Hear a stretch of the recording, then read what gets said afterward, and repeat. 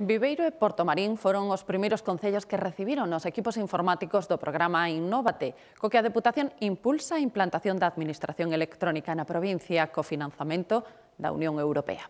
A institución provincial encargou unha auditoría para coñecer as necesidades de cada un dos 50 concellos que se benefician do Innóvate.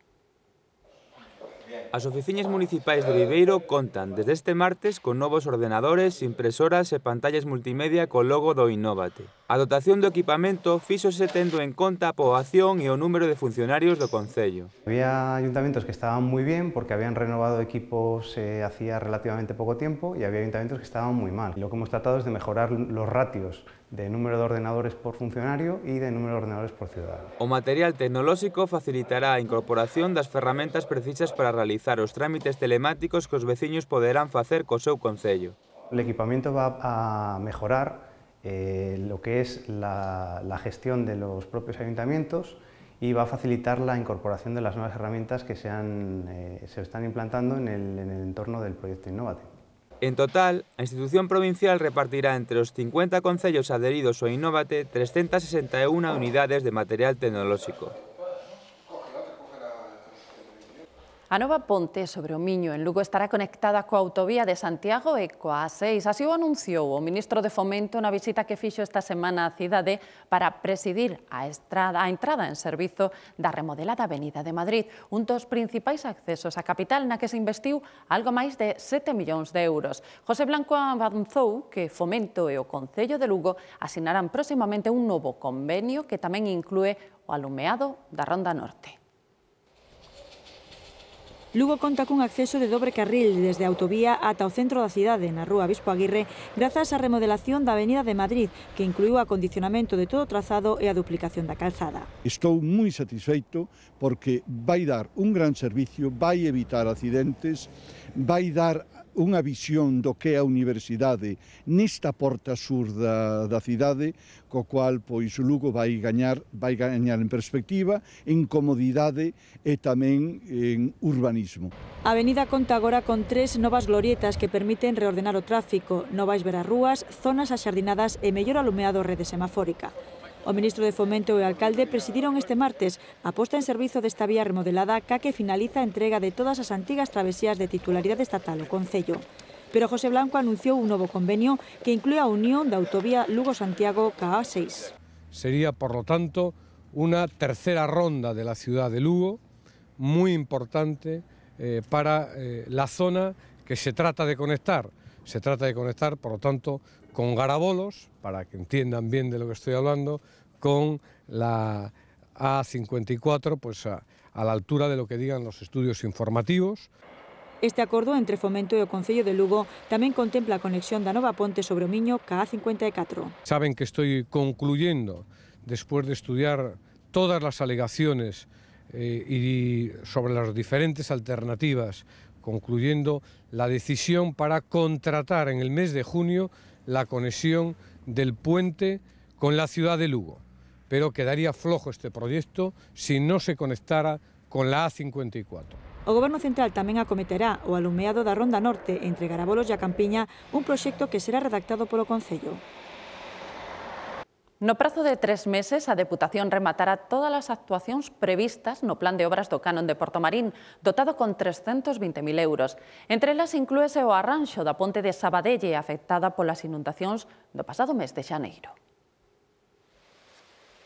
O presidente da Deputación e a alcaldesa de Portomarín visitaron este luns a estrada que vai de Seixón a Sabadelle. A institución provincial acometerá obras de mellora neste vial debido á pasividade da Xunta de Galicia. A Diputación vai a financiar parte desta obra ou vai a facilitarnos que nos financiemos parte desta obra, a igual que outras obras que en vías municipais tamén quedaron moi destrozadas co tema do temporal do mes de xaneiro.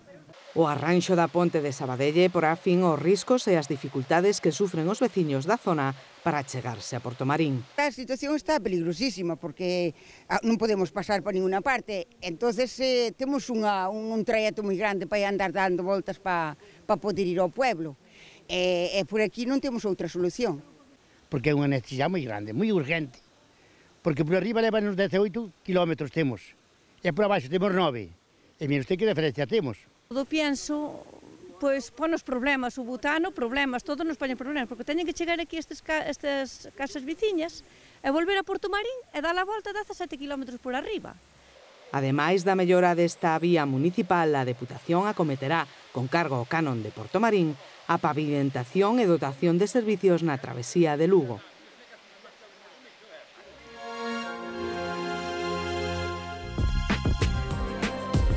O actor lucense Luís Tosar é a imaxe da Deputación para a promoción turística da provincia que se desenvolverá ata a Semana Santa baixo o lema Lugo Terra de todo natural. Para esta campaña, o organismo provincial emprega un autobús turístico que difundirá os atractivos de Lugo no exterior cun percorrido por 16 cidades do norte de España. Uns 80 empresarios e emprendedores participaron nas xornadas Emprender, Marketing e Social Media, organizadas polo Centro Innova Empresa no marco da Semana do Emprendemento que promove a Red Mercurio. No encontro amosáronse estrategias de comunicación e mercadotecnia que permiten as tecnoloxías da información e comunicación e a necesidade de utilizalas para mellorar posibilidades de futuro dun proxecto emprendedor. Guitiriz acolle este domingo unha marcha en prol do deporte e a dieta saudable organizada pola agrupación local da Asociación de Loita contra o Cancro.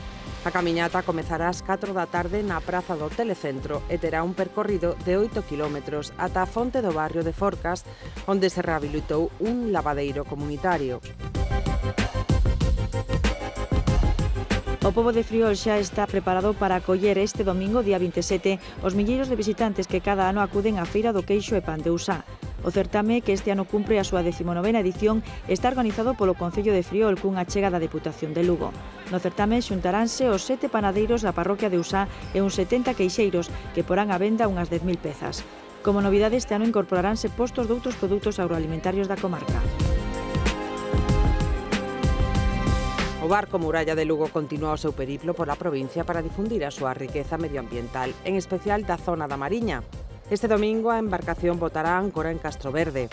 As persoas que visiten o barco, posto en marcha dentro do programa Lugo 2, recibirán dípticos e material didáctico das reservas da biosfera, información empresarial e de bolsas de estudos, ademais de vídeos da provincia elaborados polos alumnos da Fundación TIC. No mes de abril, os días 2 e 3, a embarcación estará no concello de Vilalba para continuar a viaxe por Antas de Ulla, Pol e San Cibrao.